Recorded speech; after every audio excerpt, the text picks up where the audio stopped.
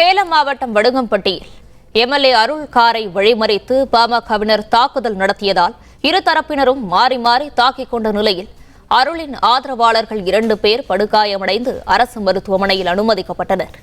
இதுகுறித்தான முழு விவரங்களோடு இணைகிறார் செய்தியாளர் ரமேஷ். ரமேஷ், வணக்கம். என்ன நடந்தது? முழு விவரங்களையும் பதிவு செய்யலாம். வணக்கம். சேலம் மாவட்டம் வாழப்பாடி அருகே உள்ளது வடுகம்பட்டி.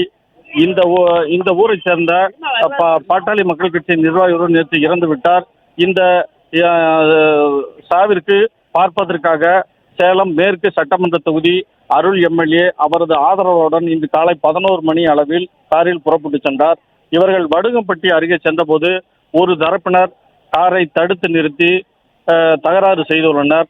இதன் பின்னர் அருள் எம்எல்ஏ மற்றும் அவரது ஆதரவாளர்கள் இறந்தவர் வீட்டுக்கு சென்று ஆறுதல் தெரிவித்து மீண்டும் திரும்பிக் கொண்டிருந்தனர். அப்போது 2 தரப்பினருக்கும் வாய் தகராறு ஏற்பட்டு இருக்கிறது. பின்னர் கற்கள் மற்றும் பயங்கர ஆயுதங்களால் 2 தரப்பினர் தாக்கிக் கொண்டனர். இதில் அருள் தரப்பில் 4 கார்கள் கண்ணாடி உடைத்து சேதப்படுத்தப்பட்டது.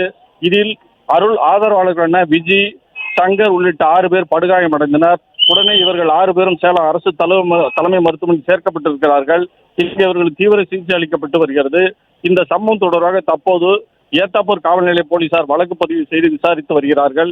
இந்த நிலையில் அருள் எம்எல்ஏ அரசு மருத்துவமனைக்கு வந்து காயமடைந்தவர்கள் பார்த்து ஆறுதல் கூறி வருகிறார். இந்த சம்பவம் சேலம் மாவட்டத்தில் பெரும் பரபரப்பை ஏற்படுத்தியிருக்கிறது.